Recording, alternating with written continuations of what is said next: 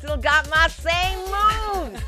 This talk show is on the go. Hey, everybody, it's me, Sunda Kronquist, as you know, and I am here with the beautiful, lovely, my friend, too, by the way, Jersey girl, Jodi Miller, ladies and gentlemen. Hey, thank guys. you for being here. Hi, thank you for coming to my COVID-compliant little space here. It is. And Jodi and I go back a little bit.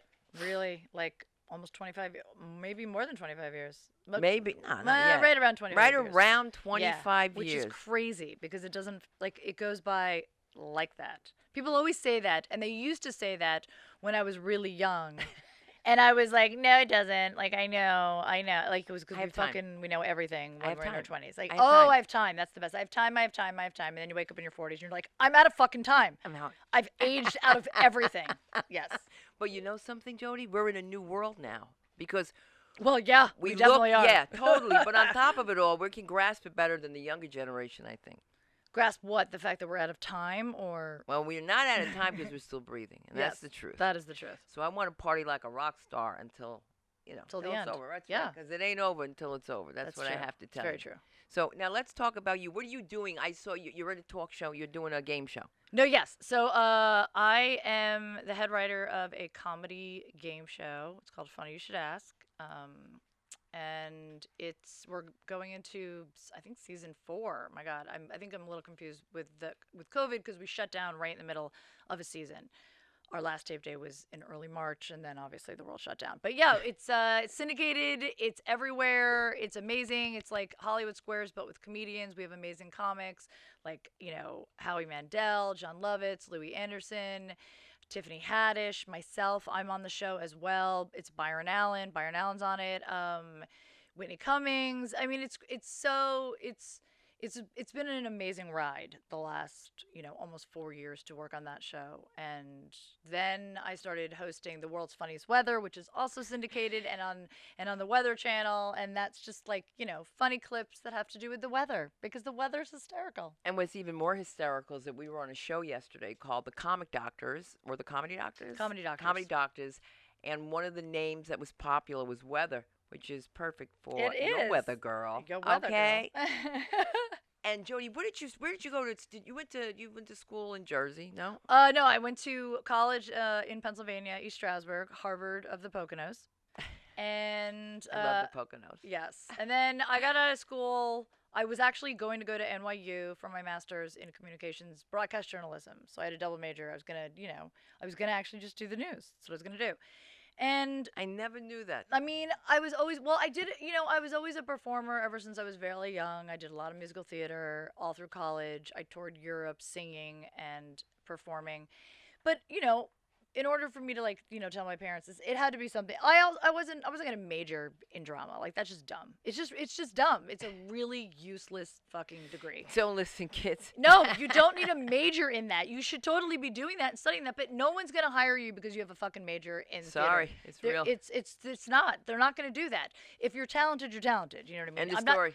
I'm not saying you should definitely be learning and taking classes and How stuff about like business that. course? Yeah, exactly. Yeah, take a business course so that you are your own business. You know what I mean? Right. If you're an actor, a comedian, an artist, a professional, you're your own business. So take a business course. That's a great idea. Do not major in philosophy, acting, English.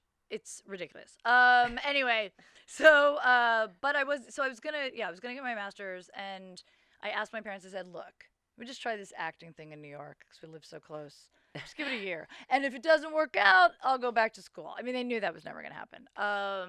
Cut to a year later, I got my first 2 lines on a soap opera, Another World. Do you remember Another World? You're kidding me. On NBC? Yeah, it was after Days of Our Lives, and I was a patient getting a colonoscopy. And I mean, I was 23, but yet I was getting a colonoscopy, and I had one line before they put me under that was, "Is this gonna hurt?" That was the line, and I remember I got to the studio. I had my own dressing room. This was it. Like, to me, I was like, oh my God, this acting thing is so easy. Like, I already booked a role. Like, this is so easy. And they weren't going to put me in hair and makeup because I was, getting sick. Yeah, because I was sick. I was getting freaked out. I did. I said, She's from I am Jersey. fucking getting Tell me what my you hair. did. I want to and hear this. I'm getting my hair and makeup done. Like, somebody's doing my hair and makeup. I'm wearing a hospital gurney, for fuck's sake. Yes. You are putting, seriously, I'm on a hospital gurney. I'm wearing a hospital dress.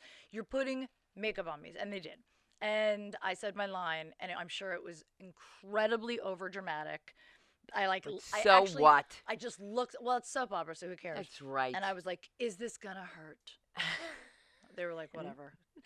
They were like, "Whatever, just fucking give her the line." And then I did small stuff after that, and then I got into stand up. I got into stand up because acting wasn't going as well as I thought it was gonna go. Didn't we think it was going to go well in New York for some reason? I just was like, this is so easy. I mean, I did book that relatively, soon after college. So I was like, this isn't hard. And then I realized, oh, this is really hard. And somebody suggested, or I actually no, I came out to LA with a school, Weiss Barron. Do you remember Weiss Barron? Abso-friggin-lutely. Yeah. You did Weiss Barron too? Yeah.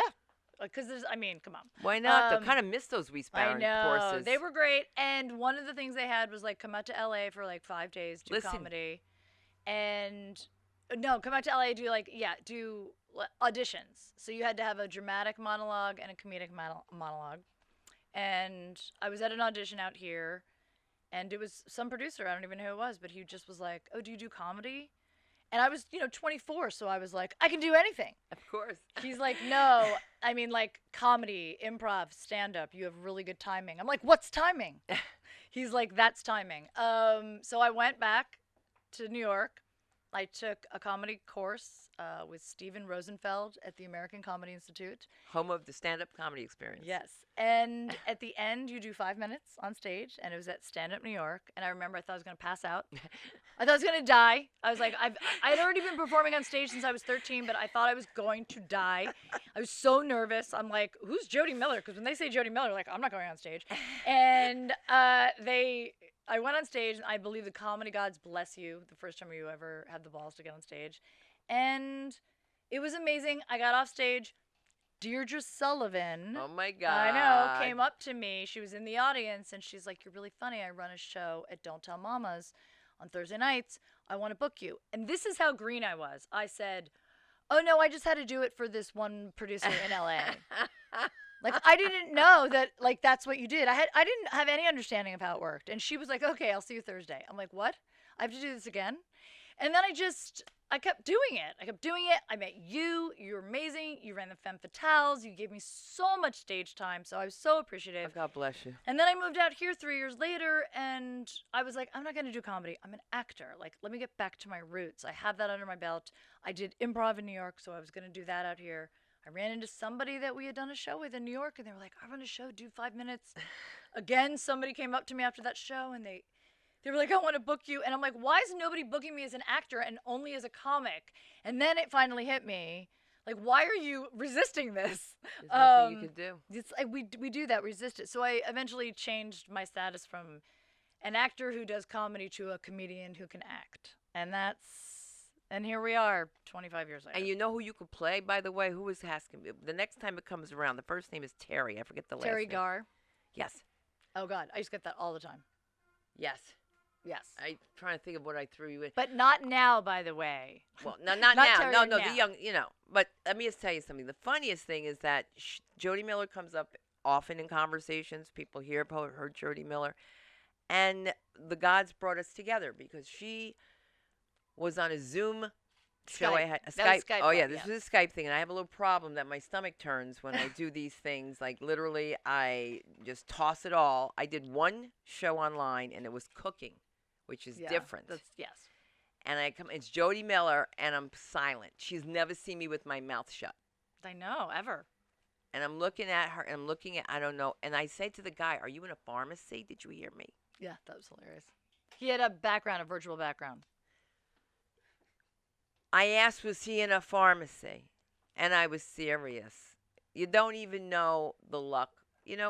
Things happen this is the craziest thing how things happen. We got Jodi Miller back, and I'm glad because I want to talk about so many things with her because I always talk to her. And recently I had something happen where I had a friend on, and I was like, listen, she's an actor, Blair Underwood, and I was like, I've got a friend who's a comic. She's also an actress, whatever, but she would be great on the show with you because I think Blair has a flair for comedy that nobody sees, right? Yeah, nobody knows that, I don't think. Exactly. And he is funny, all right? I'm sorry, Blair, but you're funny.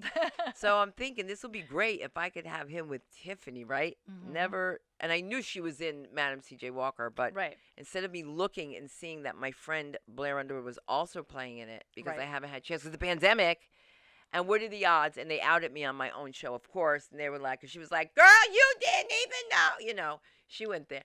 And that's the beauty of knowing people and thinking of them as friends. And so this is where it comes to the part where Jodi and I talk about life. And Jodi is on a new journey. And I'm really excited for you because you have your career done. Well, I wouldn't say it's done. It's No, it's you're flowing. doing it. Not It's done. flowing. You're doing it. No. That's done. You're on to something else now. You already got that taken care of. Okay, check. That's right. Give her that check, and now you're looking forward to moving on with a family. Yes. So I'm in the process of adoption, which has been a long journey. The process of me becoming a mother has been an incredibly long journey, but as I was reminded by a fertility lawyer, which I thought was so great, is that becoming a parent is all about the destination and not the journey, where everything else in life is all about the journey and not the destination. And this is actually about the destination. And it's definitely that, because the journey has been so hellacious for me anyway, and I'm sure for so many people out there that struggle having kids. And I was a woman who just concentrated on my career for so I long. know. And then you wake up in your 40s and you're like, oh, I'm not married and I don't have kids. And for women, it's, we So have a unfair. clock. It's so unfair. I talk about it So on stage unfair. all the time. In fact, a really good friend of mine, Jamie Kennedy, I remember we were doing a show together and he was like, I just turned 48. This is a couple of years ago because he just had his 50th. He's like, and I just, I still don't know if I want to have kids. I'm like, well, how fucking nice for you. Yeah, lucky you. We don't have that luxury. You know what I mean? Yeah. So my mom passed away when I was 41. And then at like 42, I made the decision, like, no more waiting. And I went to a fertility doctor and I went through a year and a half of trying to get pregnant on my own. And it didn't work out. And then America's Got Talent happened. And I was like, well, that's the reason I didn't get pregnant. And then actually after that, I really had to mourn the fact that I was probably not going to have my own biological child because I wasn't going to go through any more like rounds of IVF or like I drained all my savings. It was gone. It was very emotionally, taxing. And Debilitating. it was really, it was just really, so I had to mourn that before I decided to go this route of adoption. And I'm really happy about that because to me, being a mom has always been the plan. It's not like adoption's plan B. Plan A is become a mom. It doesn't matter how it happens. Have you know a what I family, mean? yeah. Have a family. So I started this journey. I have a great lawyer. They call him like the baby rainmaker. He's awesome. He's great. I work with a great agency, but I want to share this story with you because it's mind-boggling to me, and I've been keeping like a video, diary, which I think is great. And so for those of you who don't know how it works, I'm going to be getting a newborn because I'm not doing foster to adopt, which is also an amazing thing. I just have a lot of friends that have been through really traumatic experiences where they have a child and it's taken away. And then I have friends that have had amazing experiences. But because I've gone through a lot and I'm single right now, I just feel like straight up adoption is the best option for me. So that means I'm going to get matched with a possible birth mom from anywhere in the country. And it's a lot like dating. I submit a packet and a letter, and you swipe? it really is. It's basically like that. And the birth mom's like, okay, I want to talk to, Mark and Susan, and I want to talk to Jodi. And then we have a little conversation, and then she's like, you know what, I'm really feeling Jodi. And then like that's it. And then we meet, and then if it's a match, it's a match. And then $50,000 later, you get a baby. So It works the same way either way, sweetie. yeah, seriously. Like my child is going to cost like as much as a small sedan. That's how much my child is going to cost. But it's at least like it's a good mid-size sedan, we'll say. So my lawyer sent me several birth moms. It's very interesting to read these. A lot of them are just really sad stories. One was a prostitute. This is her 8th child. She has none of them. They're all either in child protective services, adopted out. There was another one, who's HIV positive, but both of her, like the last 2 kids she had, were healthy. A lot of them have drug issues. Alcohol we stay away from completely, but my lawyer was explaining to me, which I think a lot of people don't know, which I didn't know, that a lot of drugs do not affect the baby in utero. The baby can be born addicted and detox in the hospital and actually be completely healthy for the rest of their life Alcohol's without a little any different. alcohol is totally different. So I hate alcohol. yeah, so it's really it is I actually love alcohol. So that's the best thing about Well, adopting. good, you could drink. I was gonna say it's the best thing about adopting is I'm gonna get a baby, I'm gonna be wasted through the whole process. Wait till the next morning when I that want it headache to be happens. natural. Oh my god, seriously. Yes. So all right. So we get these, I get these possibilities. COVID slowed things up a little bit, but I definitely know there's going to be an influx of like unplanned pregnancies because of this lockdown. So I'm like counting on it. I hope Counting not. on a Don't lot count of, on it for me, though. I'm counting on a lot of people making poor decisions right now. Not from you. So all right. So cut to last week. My lawyer sends me this possibility. He sends me a text. He's like, check your inbox. This could be an amazing possibility for you. Birth Mother is open to singles and gays, meaning that he's probably pushing for me with the other lawyer in Washington State, that he's saying, I've got a gay couple and I've got a single. Are they open? Because, some people are not. So this birth mom apparently was. I didn't know anything about her. Usually I get the whole breakdown. The only thing that they said was that she's an all Caucasian birth mom. Well, I was like, okay. You can just say white trash. Right. So just say it. Right. Nothing so, wrong with white trash. No, there's nothing wrong with white trash. So I go to my, email.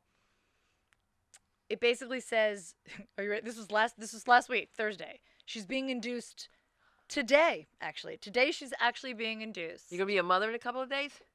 Well, hold up. So I'm reading it. They're like, there's two things. Hopefully they're not deal breakers. This is coming from her lawyer in Washington. Obviously, she just made the decision to give her child up, but she already signed the paperwork, which was great, which is why my lawyer felt like this was such a great situation. One was they didn't have any medical records yet. So I don't know her health, her background, her family health background, her, if she's on drugs, anything. I don't know anything about her. I don't know anything about the birth father yet. All I know is that she's being induced on Tuesday. And the second was price. It was pretty expensive. It was like $47,000 plus my lawyer's fee on top of that, plus what I've already paid. So, but here's the thing. I was like, all right, let me just submit. And, if this is my baby, this is my baby. Like, I've already gotten to that place. Like, my baby's going to find me. And I'm waiting. I'm assuming I would hear something the next day because it's happening so quick. The next day, my agency calls me and they're like, hey, did you have any questions about that one birth mom situation? I was like, oh my God, like, am I getting this baby? Like, is that what's happening? She's like, oh, we don't know. We were just checking with you. And I'm like, well, do you have any information even about the birth mom? I still don't know anything. And they're like, no, but why don't you text your lawyer and we'll call? And I was like, okay. I text my lawyer. He's like, let me find out because I've been waiting. Are you guys ready for this? He shoots back a text that I'm sure was a very difficult text for him to write. And he wrote, unfortunately, birth mother will not consider anyone with a Jewish background. Well, you said white trash. I did say that. Right? Remember. This is a young girl, by the way. This is a generation that you don't, like, here's the thing. I am Jewish. I grew up Jewish. I understand there's discrimination about. I understand all. I was. She's not even like Jew.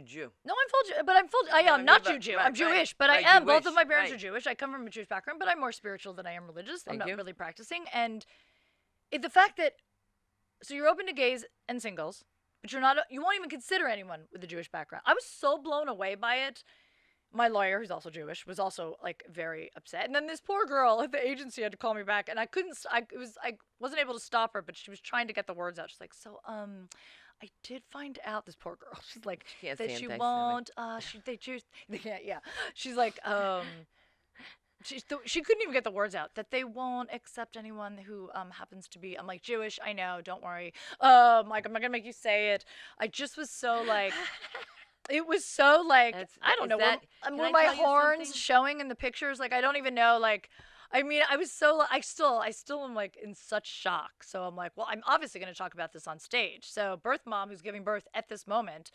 Like I hope you see me perform one day. Yeah, I hope you see what you missed out on. But also, for feeding into stereotypes, for that price tag, the only person that's going to be able to afford it is a Jewish person. So if you want to, you know what I mean? So. or white trash with money. I can say that I'm Jewish. She can say that. And you know what's really interesting is that I was telling you that these kids are politically very sensitive that work with me. And I said to them, people hate Jews so much, sweetheart. They're like, why? And I was like, I'm so blown away. but I'm it's always the blown away truth. by it. Yeah. People ask me, a Jew down this one? People talk to me like with no ability to recognize that. Why don't you, like, it's awful. Yeah, It exists. I know it does. It does, and it's. But because you're so light, it's not going to count because you have white privilege. Remember that. Oh yeah, like but you. As a Jew, people hate Jews. I'm telling you. I know. I mean, I think it's because I grew up in a bubble on the East Coast. And I went to the West Coast. I live in two bubbles. You don't see it or hear it as much. You are from the bubble. I'm a bubble. She is. I'm from the Jewish bubble. Are you bubble. Maplewood? No, Rockaway. But it doesn't matter. I actually grew up in a small little private community that they called Little Israel, White Meadow Lake. Right. It's a private community. The temple was in there. But I also, my high school was, but everybody on the East Coast grows up with Jews, Puerto Ricans, blacks, everything. We're all mixed together. Right. It wasn't until I actually went to school in Pennsylvania that I realized, like, somebody wasn't aware that I celebrated Thanksgiving. And I'm like, well, you're just dumb then. Yeah. Like, I can't do anything for you. Thank God you're in college because you're really dumb. No understanding. But I think yes, because these younger generations are so woke, and knowing that this birth mom is a younger generation, I guess she's dumb as a box of rocks. Come on, she's at night. Come on. I just was very blown away by that. Because she's a Jew and she got teeth. And you know what? I don't want no Jew with no teeth raising my baby having some horns coming up. Now, it's funny, would she take a black mother, colored mother? Don't think so, because a Negro is a Jew turned inside out. That's right. That's what I learned growing up. It's the same thing. You going to see a black president for a Jew president, and you look what happens. You see? Now, we're going to find Jodi. Maybe we should have these gentlemen do something and create a baby for us. Well, my lawyer did say, he said, tell everyone you're adopting because you never know where that birth mom's going to come Listen. from. So I talk about it on stage. I do tell everyone. I'm open to all of that. I mean, I know my baby's going to find me. I'm not worried about that. It's just, it is a long journey. It is a very long journey. And I know it will be worth it at the end. But, it's heartbreaking at times and frustrating. And, I wish I was a bigger whore in college. I wish I didn't use protection. Right. They'll be scratchy. I'm kidding. I swear to God, I'm kidding. This is so crazy what she's telling me. I actually never used protection in college because I was so, oblivious. This is so bizarre. She reminds me so much of a friend of mine. I always told her this, and that friend passed away, unfortunately. Her daughter is a prostitute who has had 6 children. Listen to me. 2 by the same father. The rest are not. She's never had 1 child. But my friend had made a terrible mistake herself and had sold her own child for $36,000 in the 80s. Oh, my God. And then went back. Oh, did she do a surrogate? Dude, she sold her baby and then went and got the baby back. And it was heartbreaking to the other people who had him for the 6 months. Oh, my God. It was illegal. That's why you need an attorney. Oh, yes. 100%. That's why she's doing the right thing, by the way. Because it sounds really creepy the way we're talking. The other day, somebody called me for a kidney. True story. Her mother's sick. That call? Somebody called me for solar paneling on my roof, but somebody calls you for a kidney? Because you know why? When you're trying to save a life, you may know somebody. That's why we put it out there, and I put her in touch with somebody that could help her. No, not in the Philippines. Everybody hang on to your organs here. But I think it's so beautiful that you're saying how your baby's going to find you. I work with J.R. Rosenzweig, who is, I think it's birthfinders.com. And he has people find their their birth parents and the beauty of that. And it seems to me that you're going into a relationship where the kids already know. Well, yeah, that's the thing nowadays. And it's very, very interesting because I was in one of the adoption classes. They were talking about open adoptions they make up about 90% of adoptions, whereas in 20 years ago, I think it was only 15% were open adoptions. So I'm open, and some people aren't. They're not open to open adoptions. I am open to open adoptions for a lot of reasons. One, it'll I'll find a baby sooner, and 2, how great would it be for my child to know that an open adoption means that the birth mom, gets updates, pictures, texts, and is able to see, it's all in a contract, is able to see the child once a year and, renegotiate if the adoptive parents, feel like it won't cause either party any harm. You know what I mean? Exactly. But here's the thing. How great would it be for me to tell my child that not only did your birth mother love you so much, she wanted you to have a better life, she loved you so much she wanted to also stay in your life. That's amazing. Right. That's love. And that's, I think they've, the reason why open adoption is so big now is because it really helps that child with the sense of abandonment. Yes. Psychologically, they're like, okay, this birth mother wanted to stay in my life. So if I have that person in my life, I'm like, that's the woman who carried you in her tummy, and I'm your mommy. And that's a healthy way of having that discussion with your child, so that your child isn't like, oh my God, I was just left somewhere. You know what I mean? Or my birth parents didn't want me for whatever reason. Like, I'm going to be, so open about that, before they can even understand what I'm saying. They're like, and I took these classes to how to talk, to your children, and they all encourage telling your, a bedtime story, their birth story from when they're a newborn. Keep telling them their birth story. Tell them all about that. You know what I mean? So it's never a secret. It's never hush hush. Every decision was made from love. And that's the most important thing, is that every decision is made from love. Now, are you going to go... Except this decision about the no Jews allowed. Dude, let me tell you something. And you know what? Now you understand how it feels. Can you imagine how it is for black couples who are trying to adopt? They can never adopt a Jewish kid or a white kid. That's crazy. And you always see white mothers adopting little black babies from Africa, and they can't do their hair. And I know that because my mom, it's you better hope you don't get a mixed kid with this kind of hair going on. But you could handle it. You could handle it. Oh yeah, I'm good. You're good. But I'm really excited about this. And you know what? She's getting a message out there. And listen, if I know somebody. Yeah. If anybody's watching right now, do not use protection tonight when you fuck your boyfriend. Yeah, not tonight. Not tonight. Give it to Jodi. Tonight, give the baby to Jodi. That's what we're going to do. I'll take the baby on the road with me. You'll see them when we're performing. I mean, my baby's going to be the youngest stand-up ever, okay? Who doesn't want that? Well, you know what? You'd be surprised. Be careful what you wish for. You'll have a miniature. You'll have a mini-me running through the house telling you what's funny and what's not funny. Wait, do your daughters do that? Toba passed the Laugh Factory at 8. Oh, my God. Wow. That makes me feel horrible. Horrible. She doesn't go on 30s. stage. Doesn't go on stage. Doesn't want to. Does she just want to have that? No, she can perform. She has to go up. She'll go up. But she's a singer and she is involved in psychology. But well, now how old is she? 17. Wow. I can't even believe it. I can't believe she's not 30. I mean, enough already. When's it enough?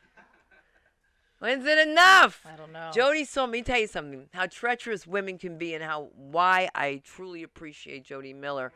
There was a time I was pregnant and I didn't want people to know, and it wasn't because I had lost a baby, which I hadn't told anyone because I was pregnant on stage. Right. But baby was dead.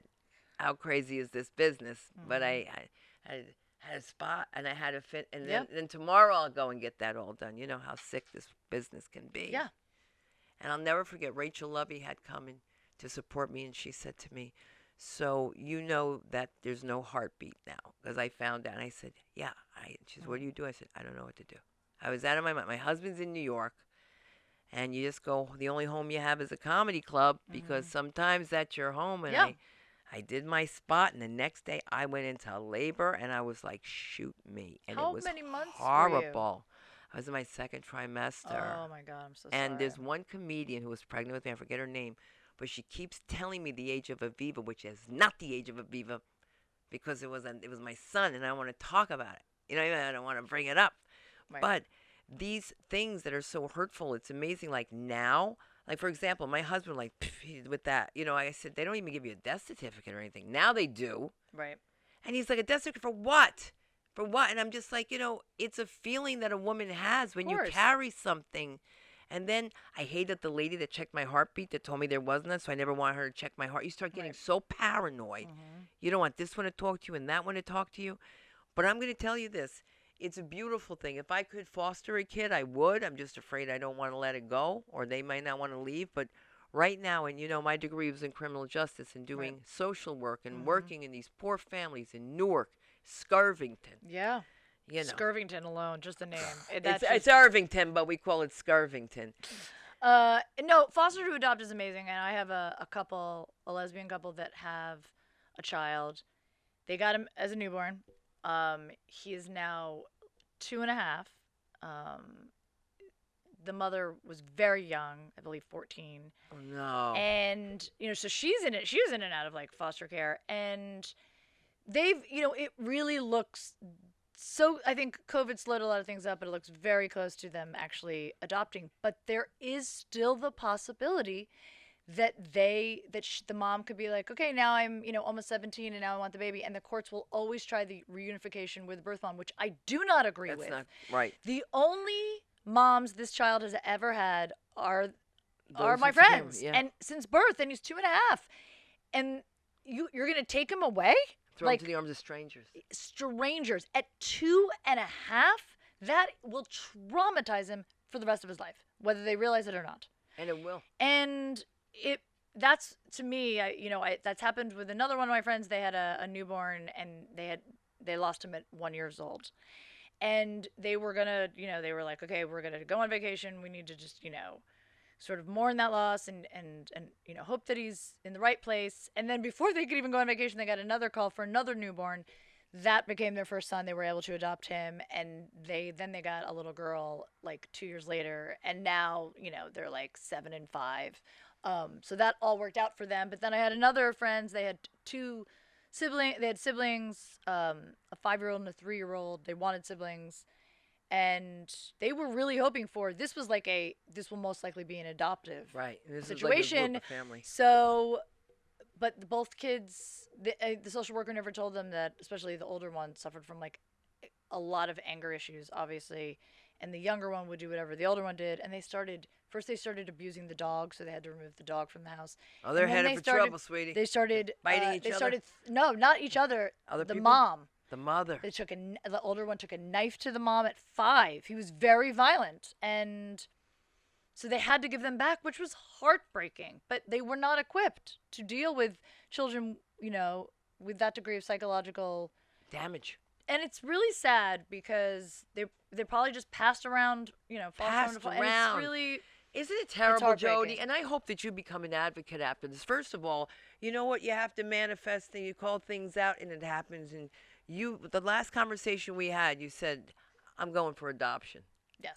Yeah. So I'm going for adoption. I was like, good for you, because there's so many children, really, who need mothers. And you're going to adopt another one after that, probably. And it won't be that difficult. Oh, settle down. Okay.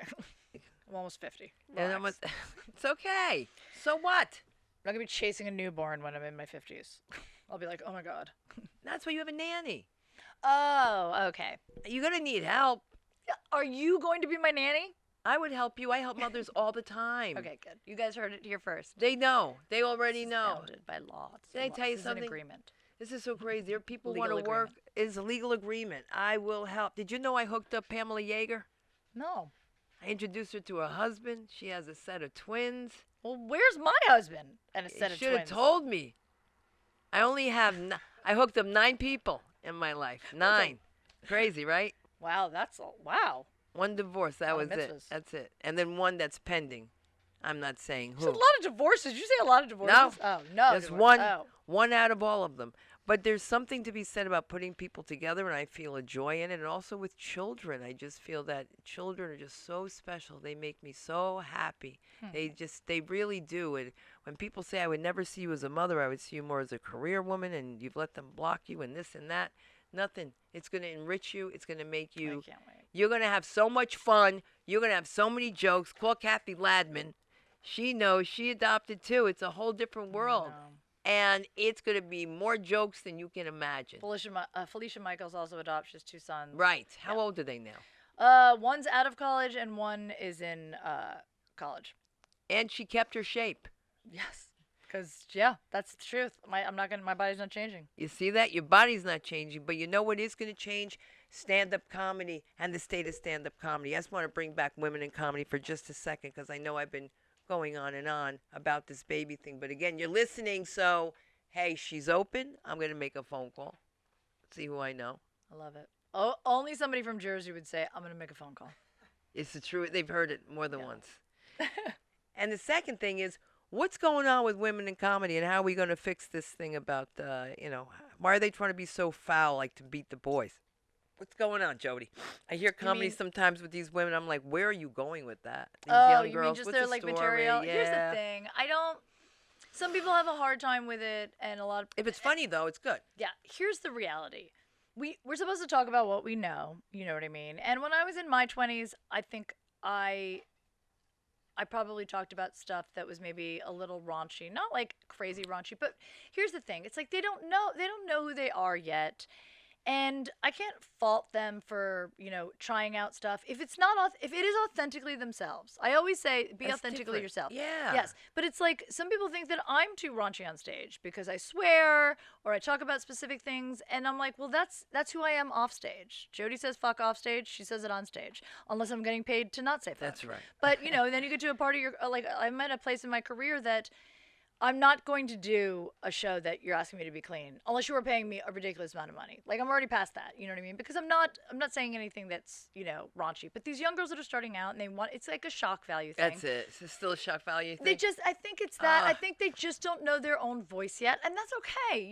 It's like they'll find their way or they won't. And you know what I mean? They're either going to find their way and change and become, a stronger, better comic. Or they're going to become a real estate agent. I mean, one of the two things are going to happen, and it's fine. It's like, I definitely, here's the thing. If they're talking about something that is actually true, it's actually happened to them. To them, yeah. You know what I mean? It's like following this butt munching thing is just enough already. I mean, here's the thing. If girls love to actually, but here's the thing. Some girls like to get their butts eaten. Right. You know what I mean? But like, what's funny about, we want to know what's funny. Well, yes, I will definitely, if I was coaching someone, I would say, yeah, well, what's the there's actually a lot of humor there. So let's figure out. By the way, there is a way to take also anything that is really raunchy and clean it up and make it work. And she's honestly, right. You hear this? And the first time I realized that was a joke that I was doing in New York for Access Television. So it was the first time I had to clean up my set ever. And I had these 5 minutes, and I was talking about how, like, when guys go down on a girl and they're down there for like so long. And I think when I originally was talking about it on stage, I would say like, oh yeah, when a guy's like, eating a girl out, which is very visual and it's very graphic. But I didn't, my friends and I were talking like that. So, I would do it in places. I know, but I was, yeah. And you know what? Everyone at like a comedy club or any shows at any bar shows, they would laugh. You know what I mean? So I thought it was great. So I had to clean it up, though, for this television show. Of course. And I didn't even want to say going down on someone because that seemed really aggressive, too. And I don't know if they told me that it has to even be cleaner than that. And what I changed it to actually was so much funnier that I was like, wow, I changed it to, and it became a joke for a long time. I'm like, I'm talking about, oral sex, if I'm bringing that up, and I'm like, well, you know what, guys, I'm a giver, you know what I mean? Mm-hmm. And he was a giver, and if you do this hand movement, he was a giver. Everybody knows what I'm talking. And one night he gave for 45 minutes. If you're down there for 45 minutes, you're doing something wrong. And that was the joke. But it worked so much better, and it's clean. It's clean. So you can do it. There are certain things that, yes, like if I say fuck in somewhere in my act and I try to clean it up and I don't say fuck, sometimes actually that fuck adds to that joke for Sometimes sure. you need the fuck. Sometimes you do. You do, just once in a while. Who doesn't need a fuck, right? Once in a We while. all need a fuck. Hey. Once in a while, right? You know what I love about Jodi, by the way, and I try to say this to all female comedians. I would see a lot of comedians go on stage, females, and I would just like, why are you dressing like that? Oh, yeah, that's, yes. We would dress up. We put on makeup. It does I mean wore we're a from dress. Jersey. I Yeah, wore a dress. Down at the shore, I did a show at Bar A in Belmar, and I wore a fucking dress. So like, did I was like, I always wear dresses. I looked like I was going to a Prom? I looked like I was going to No, a Wildwood wedding. to the club. Yeah, I was in a bar. Here's the thing. I've definitely gone through a lot of different styles in stand-up, but I also, while I dress I dress sort of similar to this. I like to wear like flannels, but I'm always full face of makeup. And I know a lot of women would never. They're like they try to like really just take everything off, just like ugly themselves up. I don't even know what it is. They like I don't understand when women don't wear any makeup and their hair's in a ponytail. They're like, I don't want to be objectified. I'm like, if you're fucking funny, you're funny. It doesn't matter. You can dress sexily. A friend of mine who I work with often, Crystal Marie, is such a great comic. She purposely is. She's always. This is the way she dresses off stage. Her boobs are out. She comments on it, and as soon as she acknowledges it, and everybody realizes, oh, she's actually funny, and it's not distracting, then like her nipple's not out, you know what I mean? Right. So you're like, okay, she is sexy and she's dressing really sexy, but she's also really funny. I'm going to pay attention. If you're funny, funny trumps all. Dress how comfortable you are. I'm not comfortable in a dress. I'm not comfortable in heels on stage. I'm comfortable dressed like this, and I'm also comfortable wearing a full face of makeup because that's that's how it's so I like. That's just how it is. That's how we were raised. You better make sure. You might put out the garbage. You never know who you meet. Put your makeup on. Seriously, get yourself together. Put your makeup on. And I have been going nude, by the way, without makeup for certain products that may be coming my way. But what else do we have to look for Jodi Miller? First of all, where are we going to see you on? Show me. How do you get on that show? I want to do it. On Funny You Should Ask. I caught her on Funny You Should Ask, and I thought it was, like you said, Hollywood Squares. Yeah, it's very much. It was like that. No, it's hipper. Yes, it's super fun. Byron Allen did a great job with it. I will get you in touch with the casting person for that because we love really talented, amazing comics on the show. It's just super fun. So that's on 5 days a week. Check your local listings. Out here, it's going to be right. It's 5 and 5:30 starting next week on KCAL right before Family Feud, which is great. Great. And World's Funniest Weather you can catch every Sunday on the Weather Channel, and it's also syndicated, so check your local listings if you put in just World's Funniest Weather. And season 2 starts, new episodes will start in about a month. Well, that's so then you got to do something with Fritz Coleman. Yes, and I have a podcast, which I definitely want you on. Oh, and my podcast, please find my podcast, subscribe to it. It's called Don't Call Me Ma'am. Don't fucking call me ma'am. And don't fucking call me Don't you ma'am. call me ma'am. But it's it's a great podcast that I love doing because it's really about, aging's a mindfuck, but it's no longer about like a midlife crisis. Like kids are having quarter life crises. My dad's having a third life quarter life crisis. Like everybody's so like, social media perpetuates that compare and despair mentality, and it doesn't matter what age you're at, you feel like you're constantly missing out on it. You know what I mean? So it's a lot of that. I have a lot of great people on from all different professions talking about a whole bunch of different things, and I definitely would love to have you on. Jodi Miller, I love to have you on. I love Jodi Miller. I really do. And I can't wait until we do another Femme Fatales show. Maybe we'll fly out to Mino and see if she'll come out. That would be so I can't wait great. until we're actually on a stage again. I want to be on a stage. People. Deidre Sullivan, Joan Kiter. Is Deidre Sullivan still doing comedy? I don't know. I'm sure she's a writer. I really don't know anyone from New York anymore. Joanna Clearfield. I don't know any of Marla these people Schultz. I know Marla. Corey Kahaney. I'm Corey Kahaney. I'm the funniest woman in stand-up comedy. I love you, Corey. Oh my God, it's so funny. It's like I don't really remember anyone. Marla? Did he call? I don't remember Marla. Did he call? That was Marla Schultz. And then you have Vanessa Hollingshead. Hey, I mean, you're like going to the comic strip. Seriously though, I like it. Honestly, brings back memories even hearing you talking about that. Oh my God, I'd give anything to be 24 again and doing comedy in New York. New York is the best. Yeah, it was super fun. And it still is. But you know what? You're here. We're here. Yes. We're going to be back. I love comedy in LA. She loves comedy in LA. You can find her on social media. Yes. Jodi Miller Comic. It's everywhere. Straight across the board. And it's Jodi with a I. There you go. Jodi Miller Comic. And I'm Sunda Kronquist. Find me on Sunda Live. This talk show's been on the go. And Jodi, love you madly. See you at the next Femme Fatale. She's a femme, an original. Peace out.